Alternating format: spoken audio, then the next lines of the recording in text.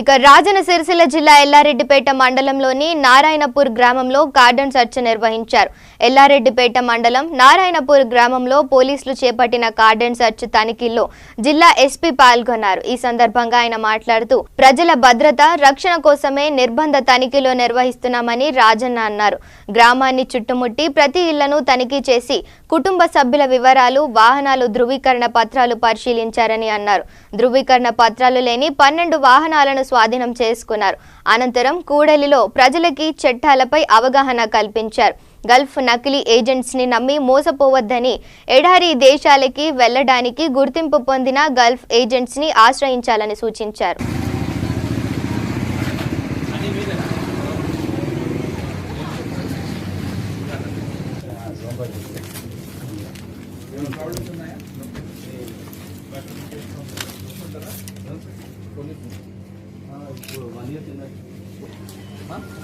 ఏం లేదా ఉందా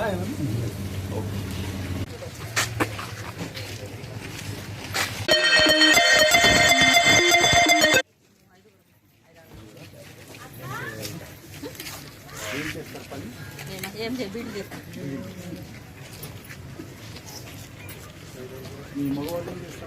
మా పెద్ద కొడుకు మస్తట్ వేడు, చిన్న అయినా జాబ్ చేస్తాడు. అంటే ప్రైవేట్ మస్తట్ ఉందా? ఫోన్ నెంబర్ అని ఉందా? కొడుకుదా? మా పెద్ద కొడుకుదా? చిన్న అయినా గోవింద్ పెళ్ళా టీచర్ అంటే ప్రైవేట్ మస్కట్లో ఉన్నారంట. మస్తట్ ఆయన కావాలి. ఫోన్ నెంబర్ మీకు కాంటాక్ట్లో ఉన్నారా? ఫోన్ చేస్తాడు, టైప్ చేస్తాడు. పైసాను అక్కడ డ్యూటీ క్లీనర్ చేస్తాడు. ఇక్కడ పని చేస్తారు. పెట్టుకోవాలి కదా పాస్పోర్ట్ కాపీ. ఆర్ అనేది ఏంటంటే ఏదైనా మంచి చెందడానికి మనకి ఎప్పుడైనా పాస్పోర్ట్ అవసరం వచ్చింది, అలా గల్లీలు అవుతారు కదా, గల్లీలు అయితే ఉంటుంది కదా, అయినప్పుడు మనకు అది ఉంటుంది. దాన్ని బట్టే గుర్తుపట్టాలి. ప్రతి ఒక్క కాగితం ఉంచుకోవాలి.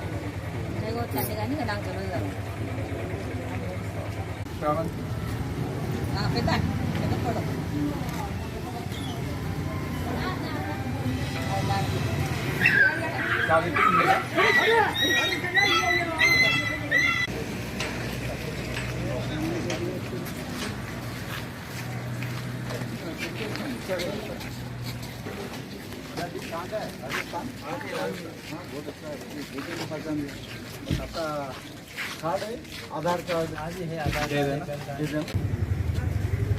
డాక్యుమెంట్స్ అంటే మేజర్గా ఫస్ట్ ఇన్సూరెన్స్ చాలా ఇంపార్టెంట్. మీరు చాలా నెగ్లెక్ట్ చేస్తారు ఇన్సూరెన్స్ అంటే. సో ఒక సంవత్సరంకి ఒక్కసారినే మీరు you have to pay some amount. So దీనికి మీకు యాక్సిడెంట్ అయితే లేదంటే దొంగతనం అయితే మీ వెహికల్, అప్పుడు మీకు ఈ ఇన్సూరెన్స్ ఇంపార్టెన్స్ తెలుస్తుంది. మీరు వచ్చి కంప్లైంట్ ఇచ్చినప్పుడు మీరు సార్ బండి పోయింది సార్ అని అంటారు.